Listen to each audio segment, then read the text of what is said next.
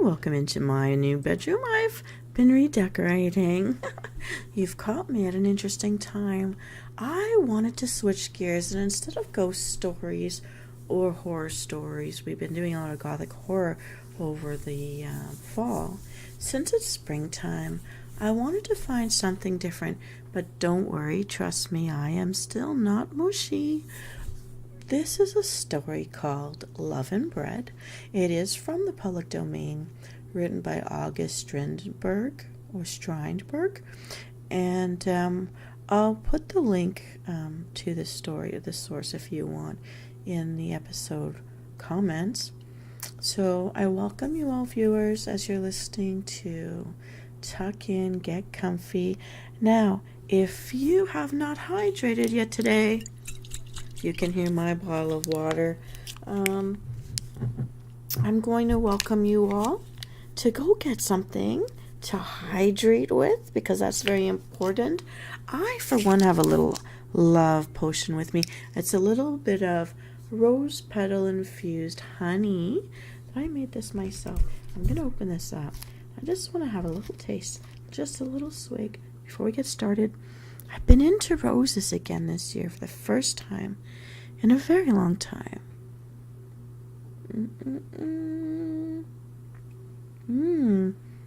To your health and mine.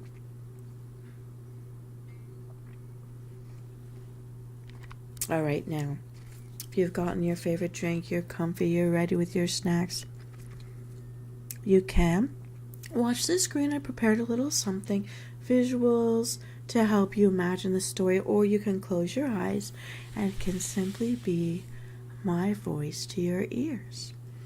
Now, I'm going to duck out just a little so that you can see the storyboard. Oh my goodness, I forgot one thing. Hang on one second here. Whoop. I'm actually going to pull that out. Oh no. Wait a second. Get that screensaver back.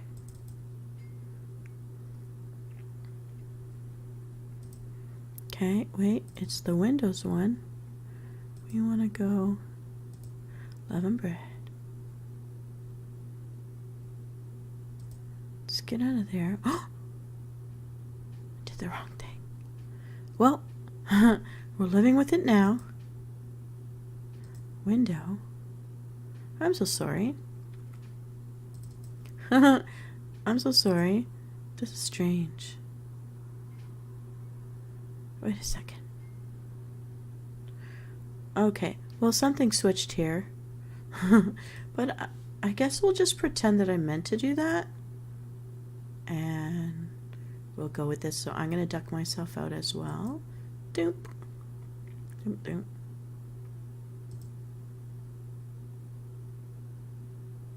Yeah, I kind of messed up. But okay, doesn't matter. Nobody's looking. Let's get started now. We'll fix the rest later. Venus Kalita reads Love and Bread, written by August Strindberg.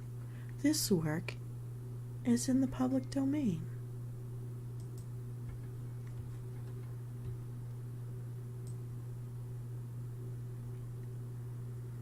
The assistant had not thought of studying the price of wheat before he called on the major to ask him for the hand of his daughter. But the major had studied it. I love her, said the assistant. What's your salary? Said the old man. Well, 1,200 crowns at present, but we love one another. That has nothing to do with me. 1,200 crowns is not enough. And then to make a little in addition to my salary, and Louisa knows that my heart don't talk nonsense. How much in addition to your salary? He seized paper and pencil. And my feelings, how much in addition to your salary? And he drew hieroglyphics on the blotting paper. Oh, well, get on well enough, if only... Are you going to answer my question or not? How much in addition to your salary? Figures. Figures, my boy. Facts. I do translations at 10 crowns a sheet. I give French lessons. I'm promise proof correcting. Promises aren't facts. Figures, my boy, figures. Look here now. I'll put it down. What are you translating? What am I translating? I can't tell you straight off. You can't tell me straight off? You are engaged on a translation, you say. Can't you tell me what it is? Don't talk such rubbish. I am translating Guizot's History of 12 sheets. At 10 crowns a sheet makes 250 crowns. And then? How can I be beforehand? Indeed. Can't you tell beforehand? But you ought to know. You seem to imagine that being married simply means living together and amusing yourselves. No, my dear boy, there will be children, and children require feeding and clothing. There needn't be babies directly. If one loves, we love one another. How the dickens do you love one another? We love one another. He put his hands on his waistcoat. And won't there be any children if people love as you love? You must be mad. You are a decent, respectable member of society, and therefore I'll give you my consent, but make good use of the time, my boy, and increase your income, for hard times are coming. The price of wheat is rising. The assistant grew red in the face when he heard these last words, but his joy of the old man's consent was so great that he seized his hands and kissed it. Heaven knew how happy he was when he walked for the first time down the street with his future bride on his arm, and they both radiated light. It seemed to them that the passers-by stood still and lined the road in honor of their triumphal march, and they walked along with proud eyes, squared shoulders, and elastic steps. In the evening, he called at her house. They sat down in the center of the room and read proofs. She helped him. He's a good sort, chuckled the old man. When they had finished, he took her in his arms and said, Now we have earned 3 crowns. And then he kissed her. On the following evening, they went to the theater, and he took her home in a cab, and that cost 12 crowns. Sometimes, when he ought to have given a lesson in the evening, is there anything a man will not do for love's sake? And he canceled his lesson and took her out for a walk instead.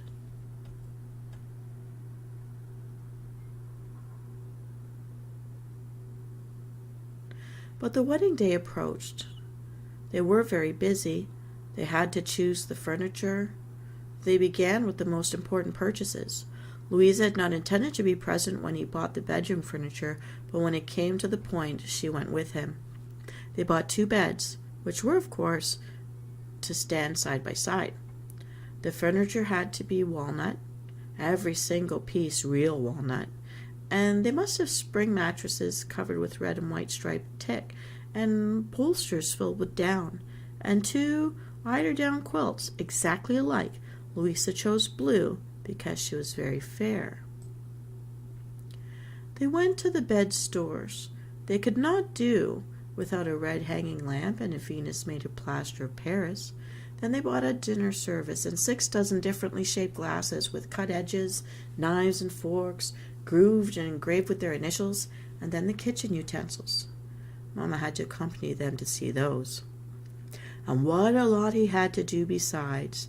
There were bills to accept, journeys to the banks, and interviews with tradespeople and artisans. A flat had to be found, and curtains had to be put up. He saw to everything. Of course, he had to neglect his work, but once he was married, he would soon make up for it. They were only going to take 2 rooms to begin with, for they were going to be frightfully economical. And as they were only going to have 2 rooms, they could afford to furnish them well. He rented 2 rooms and a kitchen on the first floor in a government street for 600 crowns. When Louisa remarked that they might just as well have taken 3 rooms and a kitchen on the 4th floor for 500 crowns, he was a little embarrassed. But what did it matter, if only they loved one another? Yes, of course, Louisa agreed. But couldn't they have loved one another just as well in 4 rooms in a lower rent as in 3 at a higher? Yes, he admitted. That he had been foolish, but what did it matter, so long as they loved one another? The rooms were furnished. Their bedroom looked like a little temple. The 2 beds stood side by side, like 2 carriages. The rays of the sun fell on the blue endearment quilt and the white sheets and the pillow slips which an elderly maiden aunt had embroidered with their monogram. The latter consisted of 2 huge letters formed of flowers, joined together in one single embrace, and kissing here and there, wherever they touched at the corners. The bride had her own little alcove, which was screened off by a Japanese screen. The drawing room, which had also a dining room, study, and morning room, contained her piano, which had cost 1,200 crowns. His writing table and 12 pigeonholes, every single piece of it real walnut, a pier glass armchairs, a sideboard, and a dining table. It looks as if nice people lived here, they said, and they could not understand why people wanted a separate dining room, which always looked so cheerless with its cane chairs. The wedding took place on a Saturday. Sunday dawned, the first day of their married life. Oh, what a life it was! Wasn't it lovely to be married? Wasn't marriage a splendid institution? One was allowed one's own way in everything, and parents and relations came and congratulated one into the bargain. At 9 o'clock in the morning, their bedroom was still dark. He wouldn't open the shutters to let in daylight, but relighted the red lamp, which threw its bewitching light on the blue eiderdown, the white sheets, a little crumpled now, and the Venus made of plaster of Paris, who stood there rosy red and without shame. And that red light also fell on his little wife, who nestled in her pillows with a look of contrition, and yet so refreshed as if she had never slept so well in all her life. There was no traffic in the street today, for it was Sunday, and the church bells were calling people to the morning service with exulting, eager voices, and if they wanted all the world to come to church and praise Him who had created men and women. He whispered to his little bride to shut her eyes so that he might get up and order breakfast. She buried her head in the pillows, while he slipped on his dressing gown and went behind the screen to dress. A broad, radiant path of sunlight lay on the sitting-room floor. He did not know whether it was spring or summer, autumn or winter. He only knew that it was Sunday. His bachelor life was receding into the background like something ugly and dark. The sight of his little home stirred his heart with a faint recollection of the home of his childhood, and at the same time held out a glorious promise for the future. How strong he felt! The future appeared to him like a mountain coming to meet him. He would breathe on it, and the mountain would fall down at his feet like sand. He would fly away, far above gables and chimneys, holding his little wife in his arms. He collected his clothes, which were scattered all over the room. He found his white necktie hanging on a picture frame. It looked like a big white butterfly. He went into the kitchen. How the new copper vessels sparkled, and the new tin kettle shone, and all this belonged to him and her. He called the maid who came out of her room in her petticoat, but he did not notice it, nor did he notice that her shoulders were bare. For him there was but one woman in all the world. He spoke to the girl as a father would to his daughter. He told her to go to the restaurant and order breakfast at once, at first-rate breakfast, porter and burgundy. The manager knew his taste. She was to give him his regards. He went out of the kitchen and knocked at the bedroom door. "May I come in?" There was a little startled scream. Oh, no, darling, wait a bit." He laid his breakfast table himself. When the breakfast was brought from the restaurant, he served it on her new breakfast set. He folded the dinner napkins according to all the rules of art. He wiped the wine glasses and finally took her bridal bouquet and put it in a vase before her place. When she emerged from her bedroom in her embroidered morning gown and stepped into the brilliant sunlight, she felt just a tiny bit faint. He helped her into the armchair, made her drink a little liqueur out of a liqueur glass, and eat a caviar sandwich. Oh, what fun it all was! One could please oneself when one was married. What would Mamma have said if she had seen her daughter drinking liqueurs at this hour of the morning? He waited on her as if she were still his fiancée. What a breakfast they were having on this first morning after their wedding, and nobody had a right to say a word. Everything was perfectly right and proper. One could enjoy oneself with the very best consciences, and that was the most delightful part of it all. It was not for the first time that he was eating such a breakfast, but what a difference between them now. He had been restless and dissatisfied then. He could not bear to think of it now. And, as he drank a glass of genuine Swedish porter after the oysters, he felt the deepest contempt for all bachelors. How stupid of people not to get married! Such selfishness! They ought to be taxed like dogs. I'm sorry for those poor men who haven't had the means to get married, replied the demure little wife kindly, for I'm sure if they had the means, they would all get married. A little pang shot through the assistant's heart. For a moment he felt afraid, lest he had been a little too venturesome. All his happiness rested on the solution of a financial problem, and pooh! A glass of Burgundy. Now he would work. They should see. Game? With cranberries and cucumbers? The young wife was a little startled, but it was really delicious. Louis, darling, she put a trembling little hand on his arm, can we afford it? Fortunately, she said we. Pooh, it doesn't matter for once. Later on we can dine on potatoes and herrings. Can you eat potatoes and herrings? I should think so. When you've been drinking more than is good for you, and expect a beefsteak after the herring? Nonsense! Nothing of the kind. Your health, sweetheart. The game is excellent. So are the artichokes. No, but you're mad, darling. Artichokes at this time of year. What a bill you will have to pay. Bill! Aren't they good? Don't you think that it's glorious to be alive? Oh, it's splendid! Splendid!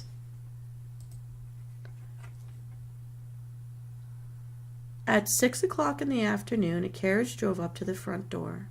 The young wife would happily have been angry if it had not been so pleasant to loll about in the luxuriously on the soft cushions, while they were being slowly driven to the deer park. It's just like lying on a couch, whispered Louis. She playfully hid his fingers with her sunshade. Mutual acquaintances bowed to them from the footpath. Friends waved their hands to him as if they were saying, Hello, you rascal. You've come in on a fortune, huh? How small the passers-by looked. How smooth the street was. How pleasant their ride on the springs and cushions. Life should always be like that. It went on for a while, about a whole month. Balls, visits, dinners, theaters. Sometimes, of course, they remained at home, and at home it was more pleasant than anywhere else. How lovely, for instance, to carry off one's wife from her parents' house after supper without saying as much as by your leave. Put her hands in a closed carriage, slam the door, nod to her people and say, Now we're off home, to our own four walls, and we'll do exactly what we like. Then to have a little supper at home and sit over it, talking and gossiping until the small hours of the morning. Louis was always very sensible at home, at least in theory. One day his wife put him to the test by giving him salt salmon, potatoes boiled in milk, and oatmeal soup for dinner. Oh, how he enjoyed it! And he was sick of elaborate menus. On the following Friday, when she again suggested salt salmon for dinner, Louis came home carrying 2 partridges. He called to her from the threshold. Just imagine, Lou, a most extraordinary thing happened. A most extraordinary thing. Well, what is it? You hardly believe me when I tell you that I bought a brace of ptarmigans. Bought them myself at the market for guess. His little wife seemed more annoyed than curious. Just think, 1 crown for the 2. I bought partridges at 8 pence the brace, but she added in a more conciliatory tone, so as not to upset him altogether. That was in a very cold winter. Wait, but you must admit that I bought them very cheaply.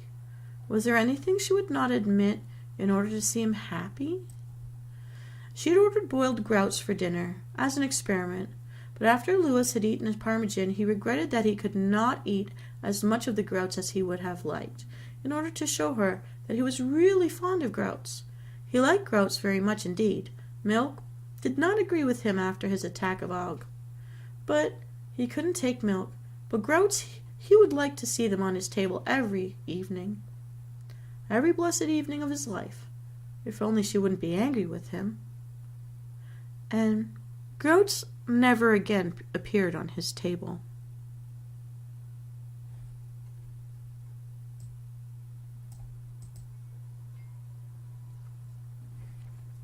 When they had been married for 6 weeks, the young wife fell ill. She suffered from headaches and sickness. It could not be anything serious, just a little cold. But the sickness? Had she eaten anything which had disagreed with her? Hadn't all the copper vessels new coatings of tin? He sent for the doctor. The doctor smiled and said it was all right. What was all right? Oh, nonsense! It wasn't possible. How could it have been possible? No, surely. The bedroom paper was to blame. It must contain arsenic. Let us send a piece to the chemist at once to have it tested. It's entirely free from arsenic, reported the chemist. How strange. No arsenic in the wallpapers? The young wife was still ill. He consulted a medical book and whispered a question in her ear. There now. A hot bath? 4 weeks later, the midwife declared that everything was as it should be. As it should be? Well, of course. Only it was somewhat premature. But as it could not be helped, they were delighted. Fancy, a baby? They would be Papa and Mama? What should they call him? For of course it would be a baby boy, no doubt it. It would be. But now she had a serious conversation with her husband. There had been no translating or proof correcting since their marriage, and his salary alone was not sufficient. Yes, they had given no thought to tomorrow. But, dear me, one was young only once. Now, however, there would be a change. On the following morning, the assistant called on an old school friend, a registrar, to ask him to stand security for a loan. You see, my dear fellow, when one is about to become a father, one has to consider how to meet increasing expenses. Quite so, old man, answered the registrar. Therefore I've been unable to get married, but you are fortunate in having the means. The assistant hesitated to make his request. How could he have the audacity to ask this poor bachelor to help him to provide the expenses for the coming event? This bachelor, who had not the means to found a family of his own. He could not bring himself to do it. When he came home to dinner, his wife told him the 2 gentlemen had called to see him. What did they look like? Were they young? Did they wear eyeglasses? Then there was no doubt they were 2 lieutenants, old friends of his whom had met in Vaxholm. No, they couldn't have been lieutenants. They were too old for that. Well, then he knew they were old college friends from Uppsala, probably. P, who was a lecturer, and J, who was a curator now. They'd come to see how their old pal was shaping up as a husband. No, they didn't come from Uppsala. They came from Stockholm. The maid was called in and cross-examined. She saw the callers had been shabbily dressed and had carried sticks. Sticks. I can't make out what sort of people can have being, soon enough, as they said they would call again, we'll find out. But to change the subject, I happened to see a basket of hothouse strawberries at a really ridiculous price. It really is absurd. Just imagine, hothouse strawberries at 1 and 6 a basket, and at this time of year. But, my darling, what is this extravagance to lead to? It'll be all right. I've got an order for a translation this very day. But you're in debt, Louis. Trifles, mere nothings. It'll be all right when I take up a big loan presently. A loan? But that'll be a new debt. True, but there'll be terms, easy terms. Don't let's talk business now. Aren't these strawberries delicious? What, a glass of sherry with them would be tip-top, don't you think so? We need to run round to the stores and fetch a bottle of sherry, the best they have.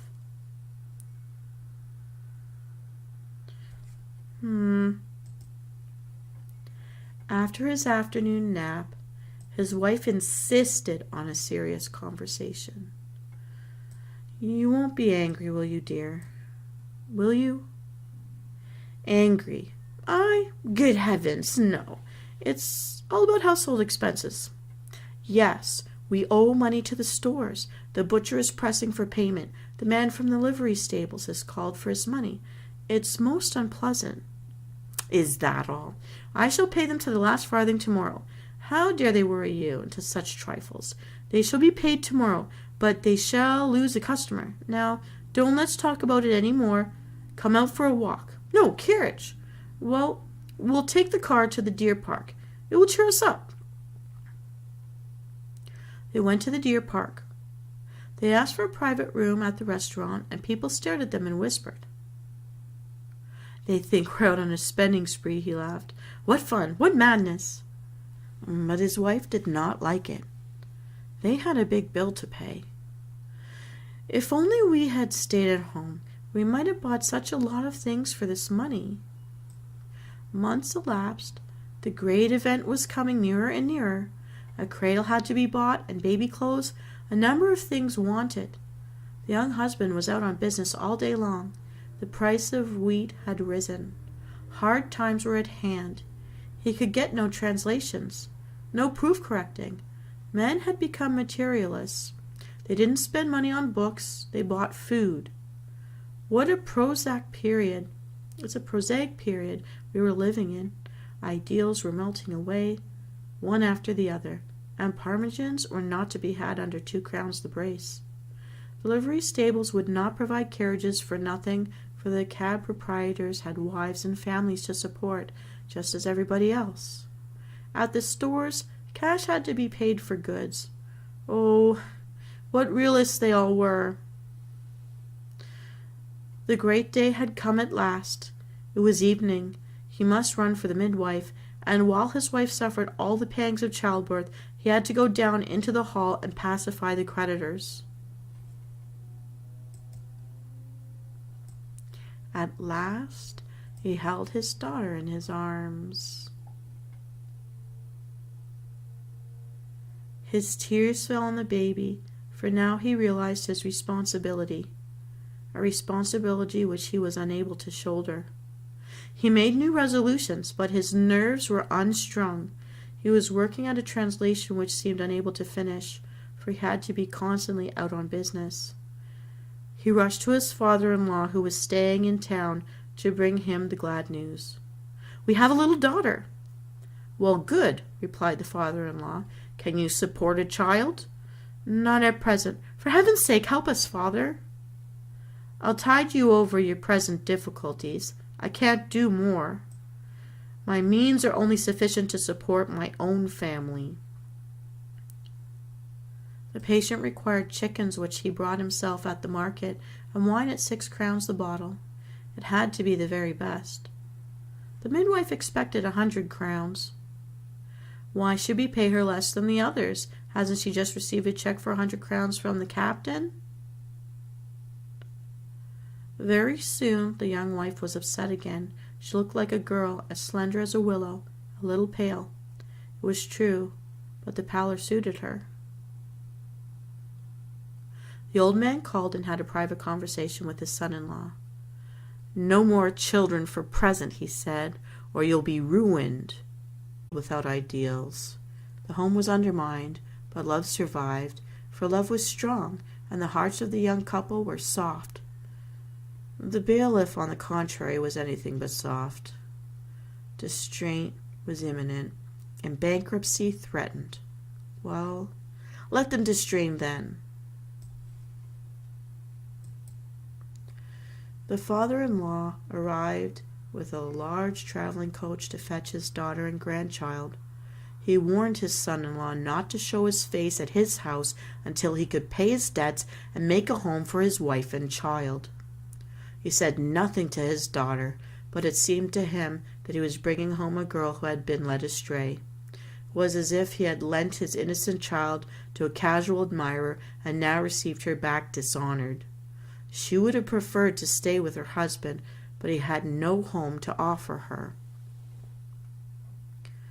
And as the husband of 1 year's standing was left behind to watch the pillaging of his home, if he could call it his home, for he had paid for nothing, the two men with spectacles carted away the beds and the bedclothes, the copper kettles and the tin vessels that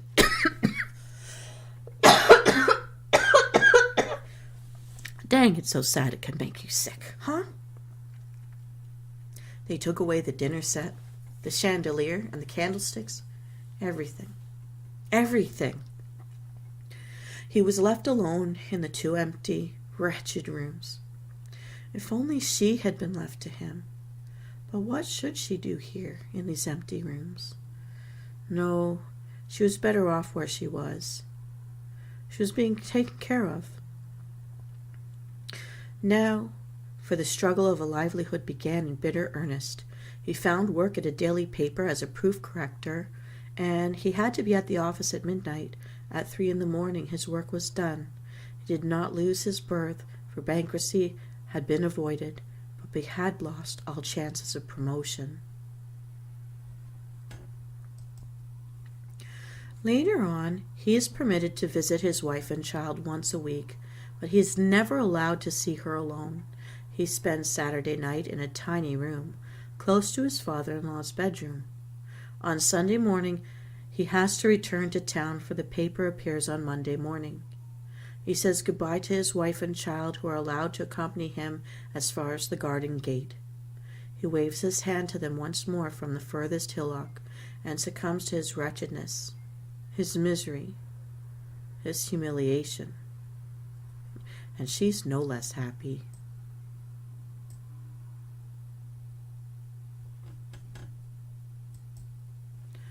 He has calculated that it will take him 20 years to pay his debts, and then, even then, he cannot maintain a wife and child. And his prospects? He has none. If his father-in-law should die, his wife and child would be thrown on the streets. He cannot venture to look forward to the death of their only support. Oh, how cruel it is of nature to provide food for all her creatures, leaving the children of men alone to starve. Oh, how cruel! How cruel that life has not ptarmigan and strawberries to give to all men. How cruel. How cruel.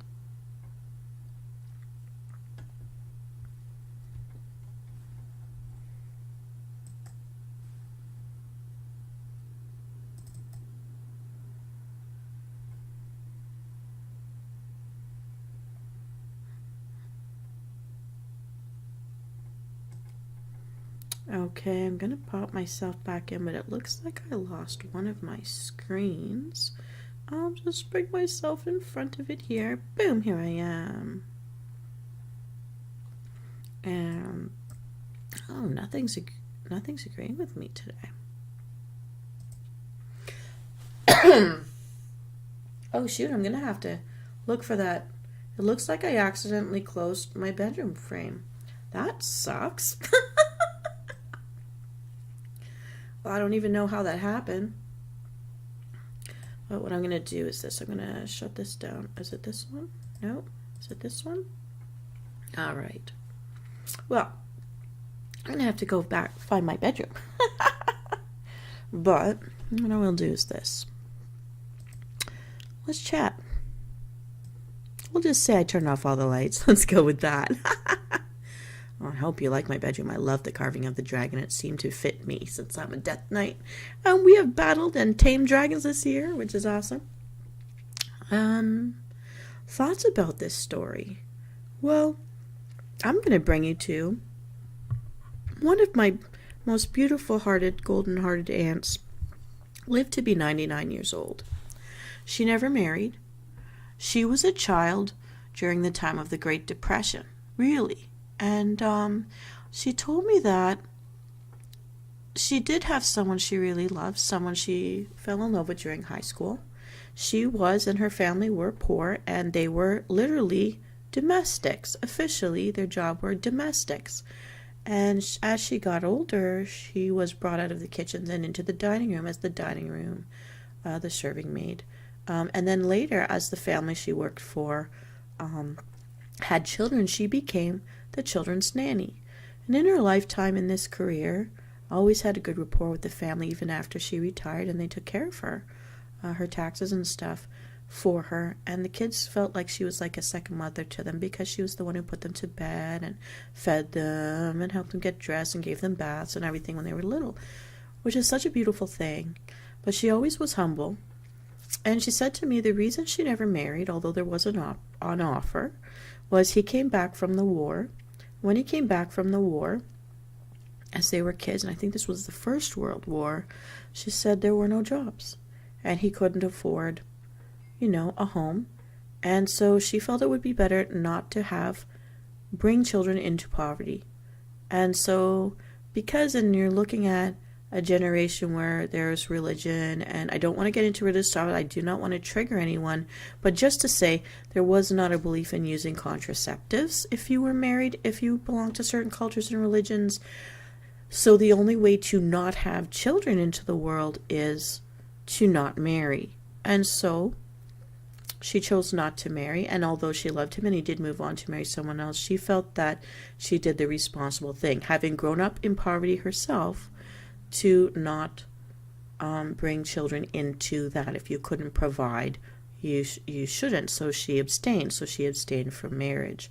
I have met more than one person who has had that point of view. I've also known people, gamer friends of mine who are even younger than me, who chose to never have children because they knew they came from a place of violence and wished to end the circle of violence because they weren't sure. And I understand this feeling. If you grow up in something, even though you leave it behind as a young adult and you make your own life with someone else, you don't quite trust that you won't revert to or default back to what you know. And to make sure you never raise someone in that, you abstain from having children. There are other peoples like myself who, from a younger age, for medical reasons that are no fault of anybody's, maybe they're risking their life to try to have a child, and I did do that, and I did almost die. And so to not risk your own health and well-being, and I can't imagine, like, my grandmother had 9 children that lived, and obviously everyone goes through miscarriage who's trying to have children. I mean, I don't wish that on anyone, but I just know so many of us who did miscarry, whether we have children or not now, and so many of us who struggled to have children and couldn't, even with medical intervention to assist, for all that money and all those pains and tears. So my heart goes out to everybody facing these decisions, but chose to stop trying to have children. And for some it meant breaking up because one of the party could and wanted to, and so had to find a partner who could or would be willing to do that. Others are lucky enough to find someone who that's off the table for both of them because they'd rather have the person than leave a legacy. If you may feel pressure to do from culture or religion or your parents or whoever. And so my mind goes around all of these different people and all of our different stories related to this situation. And I remember my father telling me something. If you can't afford to date the person and pay for the date, like as a guy, then you can't afford a baby. And a baby's what's going to happen if you're fooling around with that girl. So if you can't afford to date her, do not date. And I think that goes in with do not start something where a girl can fall in love with you if you are not there dating for marriage. And so there's all sorts of big issues coming out for me from this story. Hey, Hero Flame, I can see you.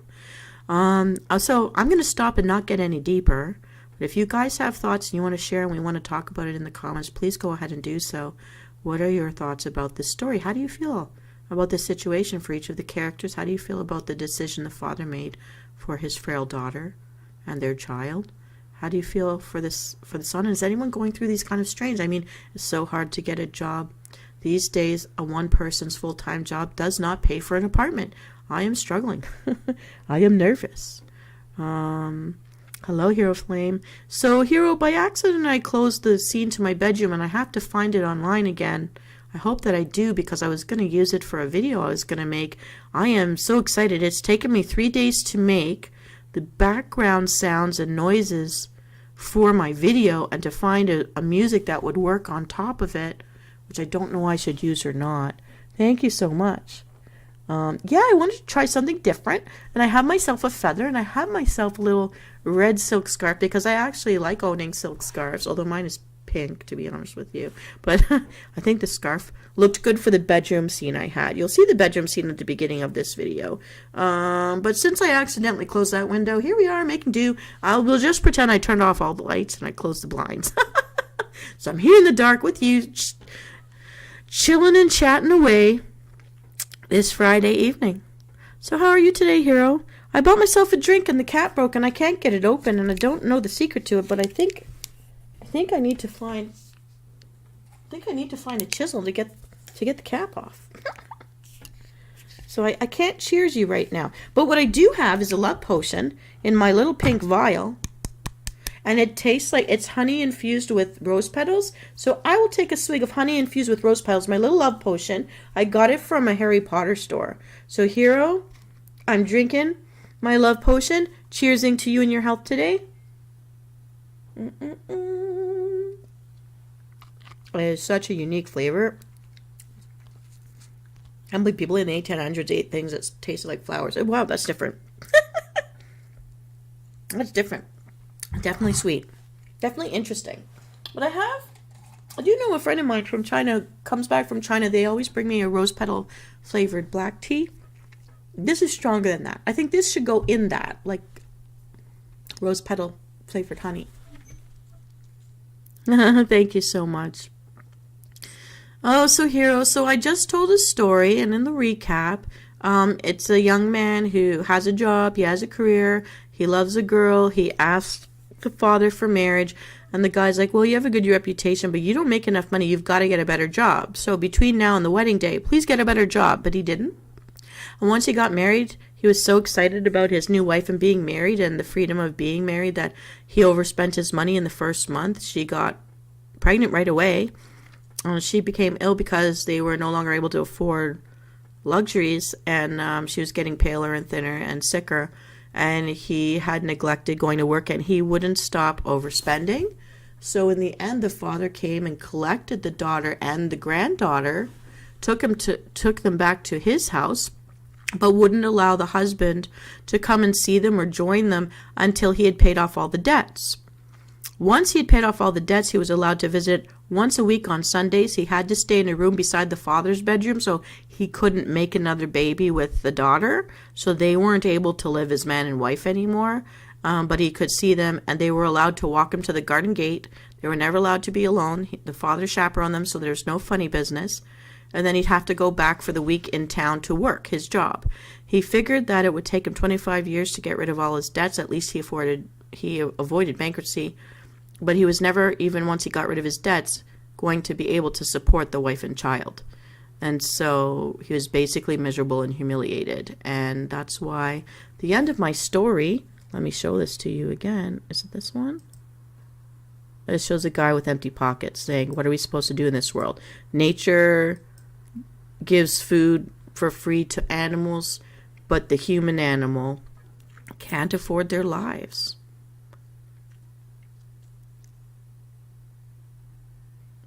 Ah, Hero Flame, it's me drinking the love potion because I can't get my water bottle open. The cap is jammed, and I didn't want to get up from the computer. This is actually, this love potion, I bought it from the Harry Potter store when I went to Florida. And it's a pink, like, you know, it looks like a toy. It's got a pink tassel. It's shaped like a heart. But what it is honey infused with rose petals. So I took a swig of that in order to cheers you because I didn't have any other liquid to cheers you with. I keep it on my desk because it looks cute.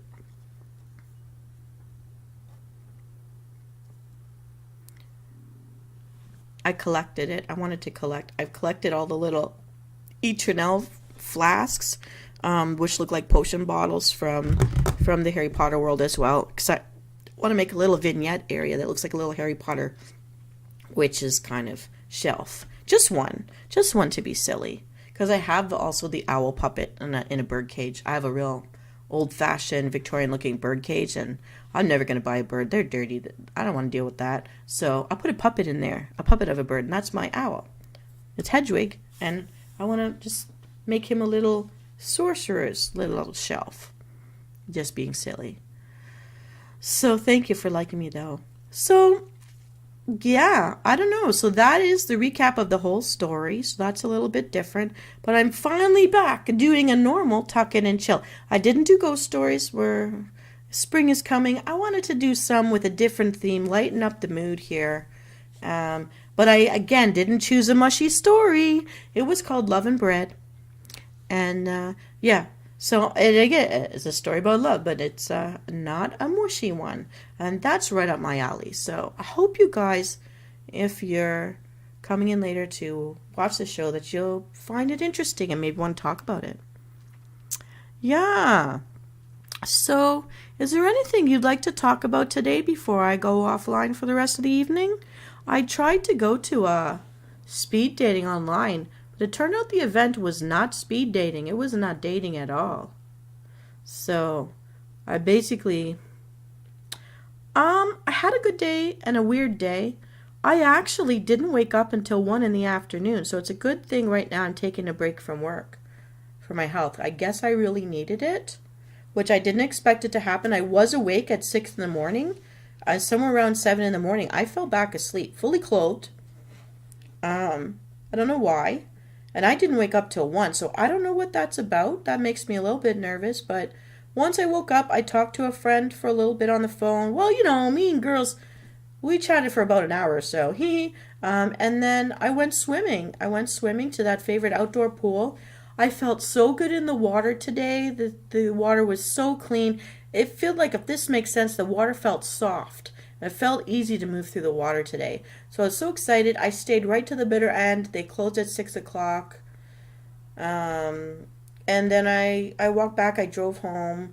And I got online. And yeah, and then I was finally on time. I'm sort of the last 2 episodes. I've been not on island time. I've been on Eastern Standard Time. And I made it on time within 5 minutes-ish. 4 or 5 minutes. You guys forgive me for that.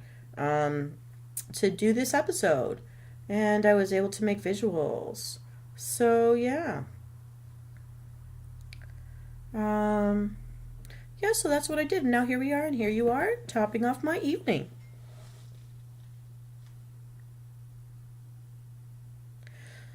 Yeah, mostly a quiet day.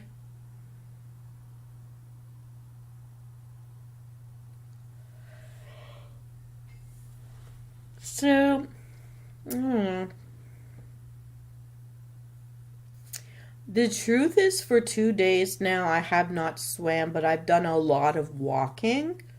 And that's because I got, like, my skin was really too chapped from the chlorine of the indoor local pool.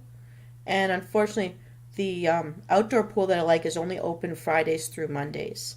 That leaves me Tuesdays through Thursdays on the local. But because the local pool's water made me sick last time I went, I decided to just do a heck of a lot more walking. And I gave my skin a break. I've been putting mineral oil on my skin, hoping that it will make me softer. My elbows feel amazing. No ashiness. Loving it. My skin actually feels pretty good from it.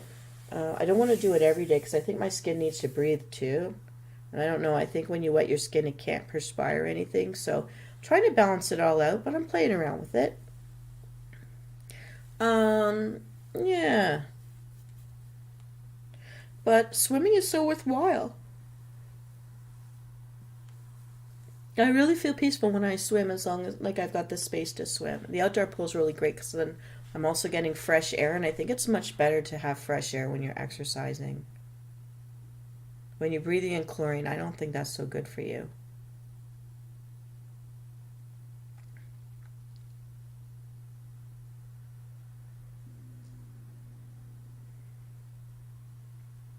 So yeah, so I've been working for like 4 days on a particular video. Once it comes out, it's going to be a new kind of, a different kind of meditation. Not new, but different. My brother's always quoting me like the Survivor stuff. Outlast. Outlast. I can't outwit everybody, but I could outlast. I'm very stubborn. Let's talk about it, hero. How are you doing? And I wish you the very best. If there's anything you want to talk about, I know we're online right now. Is there anything I can do to cheer you up, or we could talk about? Do you want ideas for anything?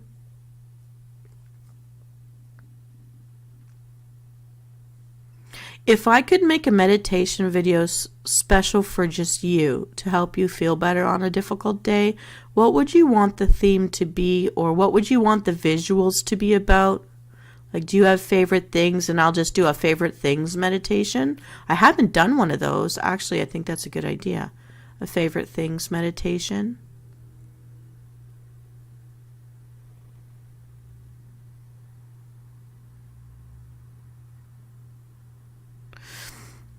That's never a good feeling. So I do have the playlist of Get Some Sleep With Me. Some of those playlists they really do have binaural beats in them, and I will say that they're there if you're looking for help to sleep. Look for the ones where I say I made binaural beats under the playlist. Let me see if I could suggest something to you.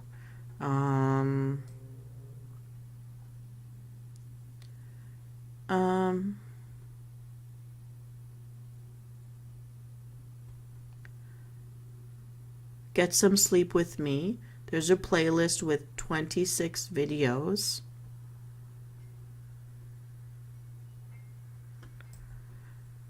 Let me see.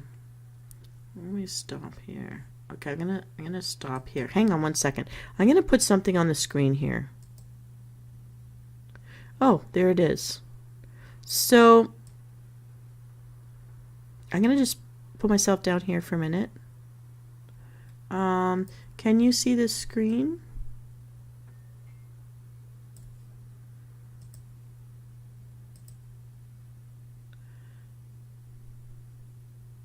Okay, I'm trying to just spread this out so I can see it better.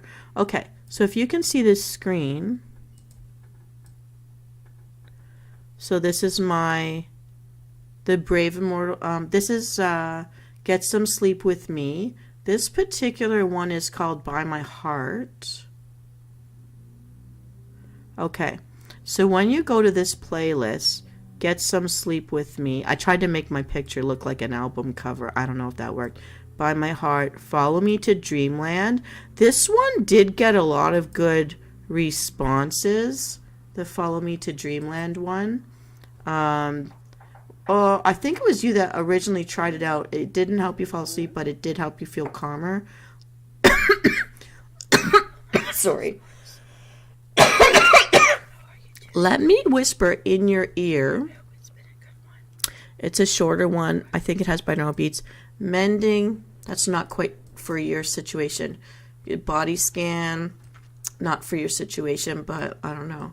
Venus tucks you in. This one might be okay. But this one, Bedtime with Venus, this one might work. V dreams of you. This one, not so much. Tuck it and chill doesn't belong here. Actually, I have to move that out. Whispering in your ear. Okay, this one, Whispering in Your Ear, is my most popular one. This one has, like, some of the highest numbers of viewership. And I think you should try it. Resting breath. Okay. The ones with resting breath, I want to explain, help you regulate your breathing to help your body relax so that you might be in a better position to fall asleep. And these are... Get sleep. I don't know. I don't even remember what I did with those ones. These are just some stories. You've seen those already. I would skip the stories. Safe sleep. Okay, this was just me spoofing Halloween. That's a little bit like I'm standing guard for you while you sleep. That's just being silly. But this one really doesn't have much in talking and doesn't have much in sound. But so this is all Get Some Sleep With Me. That is my playlist. Here, we'll move this over for you. Dun, dun, dun. I'm guarding you while you sleep. You are safe.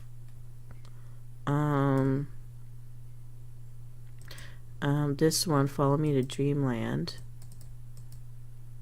Oh, I keep clicking the wrong screen. Okay, this guy.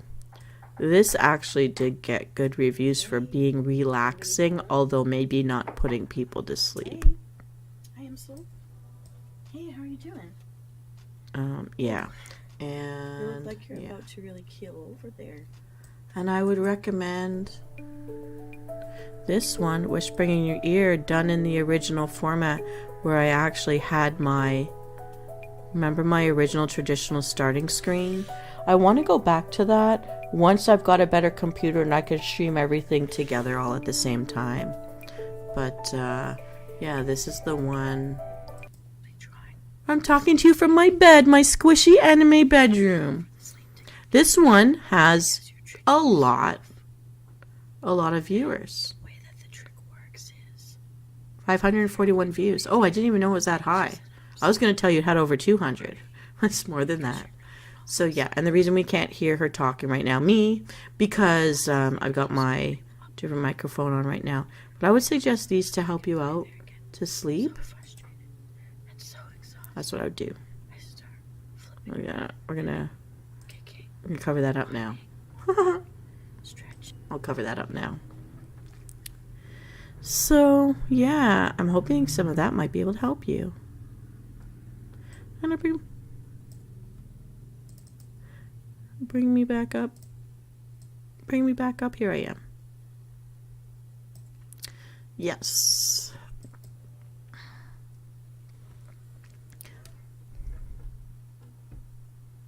Haha. Well, wait till you see my next video, hero. Then we'll talk. This outfit is just a little hint.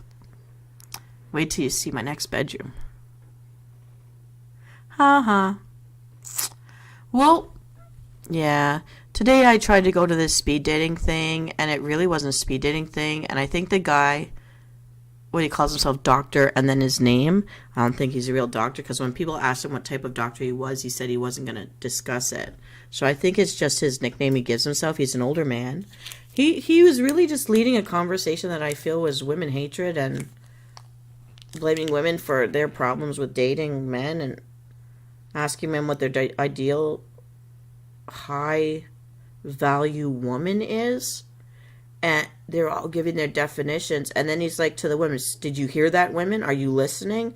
And I'm like, hold on a second. I am a high value woman. And I refused to speak when he went around the circle to me. And most of the women are just like looking but not saying anything. Then he came to me again. You haven't said anything all night. And I said, well, I don't think I should speak because I'm going to make everyone angry here. And he goes, no one will be angry. Everyone can get to know each other. I said, but I have a problem with your question. Why are we going around a circle and then you're addressing us as if we're not that thing? I am a high quality woman. And I went through all of the definitions that I heard to say how I am those things and have been since a kid. I said, and yet for 10 years I haven't had one date, because what you're not addressing in this is no one's dating anymore. They won't date you. The ones that are screwing around the first time they meet you are the ones ending up with kids because they're accidents, and that's who somebody's marrying. They won't date a girl that's dating for marriage, or I would have been married and had children by now. They keep, not showing up. I said, and yet I'm educated, I pay my bills, I stand on my own 2 feet, I have no debt. I don't look at a guy like a gold digger. But he can't be a giant baby living in someone's basement, not able to pay his own bills. So while you have these definitions of a high-value woman, he's like, you're not really answering a question. You're going off topic. I said, no, I said my problem's with the question in the first place. I am that definition. So why are you asking us whether we heard you or not, as if we're not that thing? He cut me off. I go, oh, that's fine. You could cut me off. Don't want to address me. And he gave me a dirty look. So then a lady who, from another culture, chimed in, and she was brave, and she said she agreed with me, and then she tried to explain what she's finding, and she asked me, do you agree, Dean? Is that what you're finding too? I said, yes. Thank you. But that's why I'm single. And, so what happened next was a guy that I thought was cute when I came in, who I actually had messaged privately during this chat to ask him within the first 5 minutes being there. I said, would you mind if we got to know each other? He's like, okay. I said, do you mind if we talk outside of this, be, on internet or Facebook or YouTube or whatever, something? He said, okay. So I gave him my contact info. He never used it. He didn't join my Facebook. He didn't email me. He didn't chat back to get to know me at all during that time. So he wasn't interested. He didn't ask me to approach him. So I left him alone, right? But I took my shot. What this guy that I had tried to communicate with before this topic came up in this conversation with a group of 20 people by this doctor guy, he chimes in after me and the girl backed me up and I backed her up, and he says, women, ladies, I have a question for you. When's the last time you tried to ask out a guy? I came right back in. First of all, the girl said, so she's Chinese, so we're different cultures, but she said, I'm not supposed to ask the guy. He should be asking me.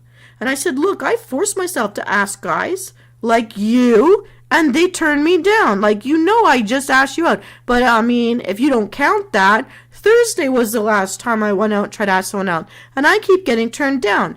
You know what he said to me? Because I put him on the spot. He says to me in front of the group, now you know how guys feel. Now you know how we feel, with a smile on his face.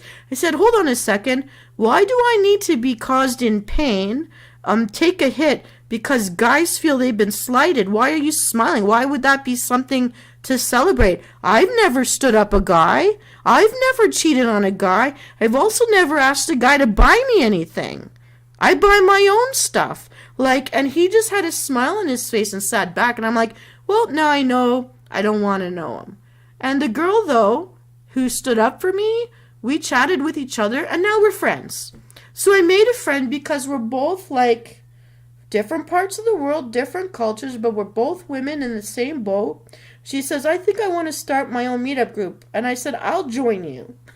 Let's chat. Because her value system and mine, it doesn't matter we're from different cultures or countries. We're from the same generation. And we were both raised the old world way. We get what we were trying to say. But I'm no one's talking about what's the high quality, I don't know what they call this, high quality woman, high quality man. I'm oh my God. And then this doctor guy turned on a video talking all about how women who are not high quality use shame. I didn't understand what this video was about at first, but I felt this is woman hate. And I'm I went into the meetup group after I left the group. I said, I don't know what this thing was tonight, but it wasn't a dating night. It wasn't speed dating, but feels like bashing. I said, and both men and women can be abusive this way. Religions shame people. Cultures shame people. Parents shame children. This is a universal human thing. It's not women against men. And then I left. That's what I did today before I sat down to share my not mushy love story with you guys. So I'm never going to give you a mushy romance. That's not real world. I'm not Disney World, people. Go to Disney movies for Disney World.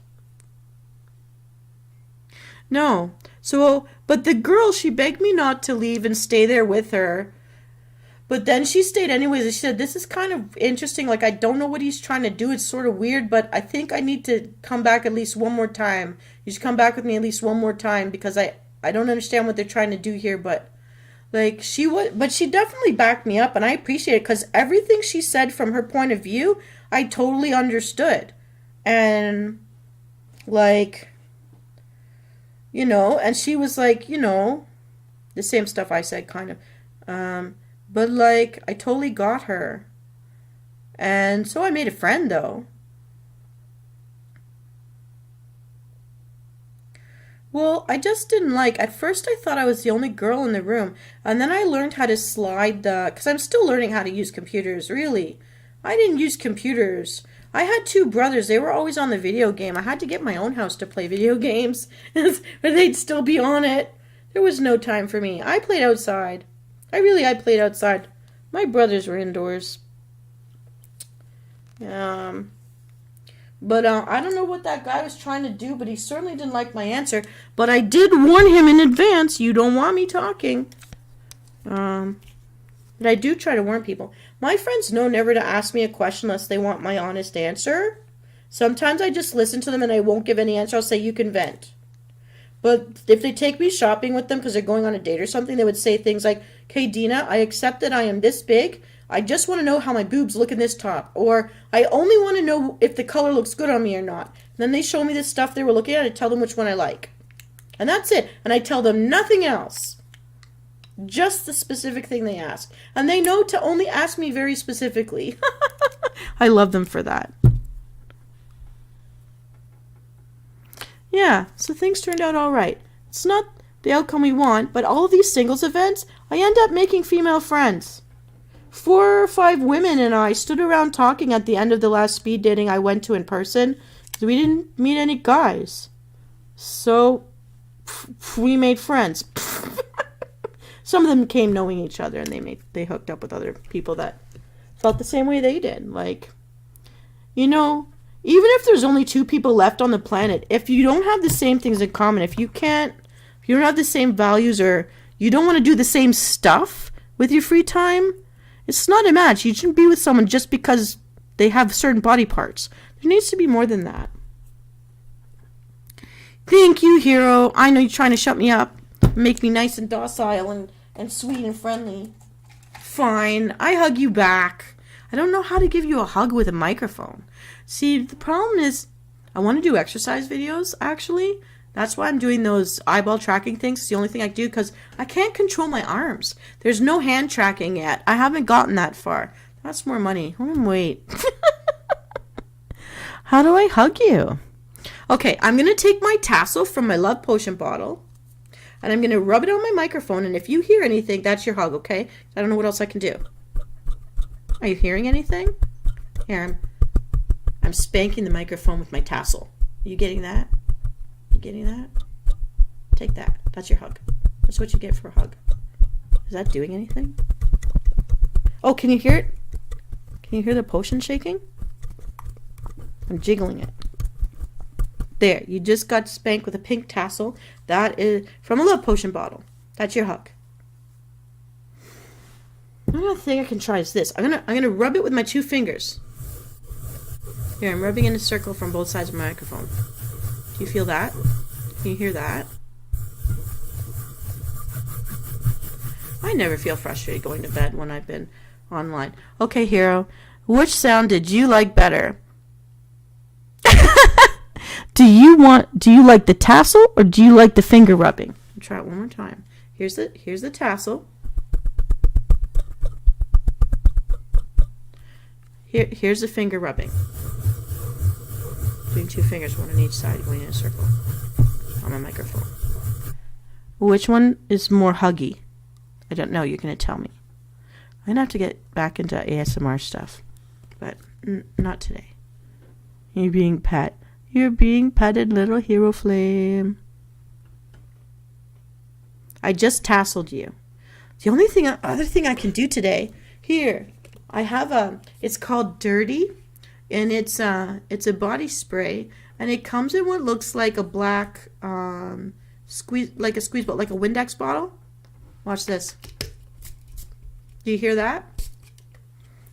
It's like got this like scent mixed into the water, and it's like hydrating for your skin. There, I just spritzed you with Dirty spring water. Oh, I haven't used this in a while. It's like cologne. I'm under biological warfare. Ugh. That's why I stopped using it. I just remember. Once I get down enough of it used, I'm going to put water in this and dilute it a bit. This from Lush. It's called Dirty Body Spray. A sophisticated, invigorating body spray that smells of spearmint and tarragon. Spearmint I'm accustomed to, but the tarragon, I feel like cologne is now in my mouth. I feel like I put it in my tongue. Oh, it's strong. What do you mean? What do you mean? Okay. No finger rubbing's just fine. I will hug you. I'll do it 8 times, like if I'm rubbing a Buddha belly. I always rub Buddha bellies if I see any Buddha statue anywhere, hoping that it will give me anything. The only one I'm not allowed to touch is the one with all the children rolling around on the Buddha, because that's not for single women, I've been told. I've actually had one lady who worked in a Chinese store grab the Buddha and stop my hands giggling because she saw I had no wedding ring on my finger. If you touch that, you're going to have babies. I said, I thought that was the point. You're not married. Hee. I'm like, okay, so it's the only one that I say, Buddha, work with me here, and I don't touch him. But anything with coins, anything with food, anything like that, any other kind of Buddha is fair game, and I rub his belly 8 times. I don't care where I am. Everybody can stare at me. But nobody makes fun of me. The owners know why they picked that Buddha. I can't get this drink open. The cap that's supposed to force it open in this weird way. It's like a lychee ramoon, natural flavored. It's water. It's like sparkling water with a lychee, real lychee fruit thing. It's Asian. And it looks so good. And it's in a weirdly shaped bottle that's nice to grip. It feels good to grip it. It has a thumb hole. It has a middle finger hold on the other side. So you can really grip this thing. But it's glass. It's got like a glass ball on top. First I thought it would feed me like a hamster ball. But it does not work that. It does work that way. It rolls. But I can't get it in deep enough to get the liquid out. And I can't get the... I guess this is not very... So I've got lychee water and I can't free it. I got to figure out how to free it. That's going to be what I do tomorrow. I'm going to find myself a flathead screwdriver and give it a good leveraging.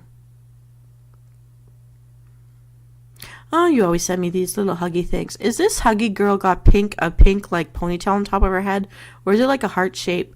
Because it kind of looks like my love potion bottle if the face part wasn't yellow, if that was pink too. That's pretty much what the love potion bottle looks like. And then imagine a darker pink tassel hanging from that little hair tie. That's what you just got hugged with. That's what I just hugged you with. Yeah. Aw. So, Hero, is there anything else you'd like to chat about today? Before we tuck in for the evening, I really do suggest please look at one of my sleep aid videos. The earlier ones really do have binaural beats in them that are supposed to help you relax. I mix through the alpha, theta, delta waves. And I do follow the order from being awake or relaxed into being more relaxed into being asleep.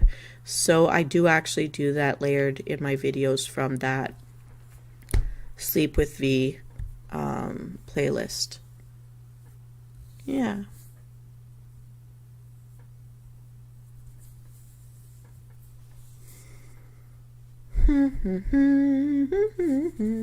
My tongue now feels like I sprayed it with dirty water. And I can't get my Ramoon. I'm going to look up how to open the Ramoon bottle because this is a mystery. This is a challenge here.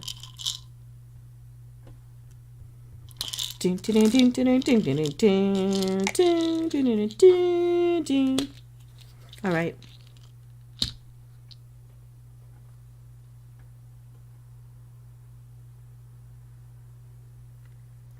All right, Hero, I think I have to get to sleep this evening because last night that I slept for so many hours alarms me. I think I'm going to try to get to bed a little early this evening and be up first thing tomorrow.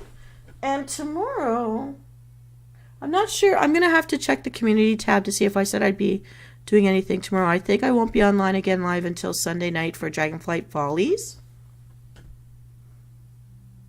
But if I'm having a quiet day, I may or may not surprise people. I'm going to say I'd like to go visit my family, which is out of town on the weekend, and then I'll be back on Sunday. Hero, please stop talking about yourself like that. You are not a bother. You are why I stuck with this. I was going to give up, and then you showed up and started talking to me. You are the ignition key for me. All right. Please, because I can't be there in person, go check out my playlist. Really do try out one of my earlier videos for Sleep with V, the playlist. Check it out because I put binaural beats in there to honestly try to help people fall asleep. I would fall asleep trying to put these together. Honestly, it was hilarious how long it took me to get some of these short videos done because they were working on me. So hopefully they will help you. And I do think I don't even remember what playlist, I do have things about healing the organs and things like that because that's one of the things that I need. But I'm going to be really developing that stuff. Now, Hero, put in the comments when you think about it. I want you to give me your very own, what are your top favorite things that you'd want to see or hear about in a video, and I will make you one. I'll just call it favorite things. So tell me your favorite things, and I will somehow incorporate it with my favorite things into a video.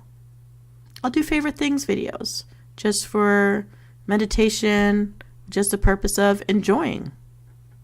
All right, Hero, my flamey wamey, have a wonderful evening. Please check out my playlist. They might help you. And then let me know tomorrow when I see you again if it worked or not. And if it didn't work, I'm going to have to learn how to make a better one. All right. I hope you're feeling better soon. Thank you for cheering me at the end of my day. My day always ends better when I see you. All right. Take care. Have a wonderful day tomorrow. Please get some rest. Be good to yourself. Be kind to yourself. And only say nice things about yourself. You're awesome. And I'll see you guys next time. This is Venus Kalita, ending finally an evening of tuck in and chill where I showed up on time instead of falling asleep on you guys. I'm so glad you didn't hear me snore tonight. All right. Take care. And I will see you all Sunday night live.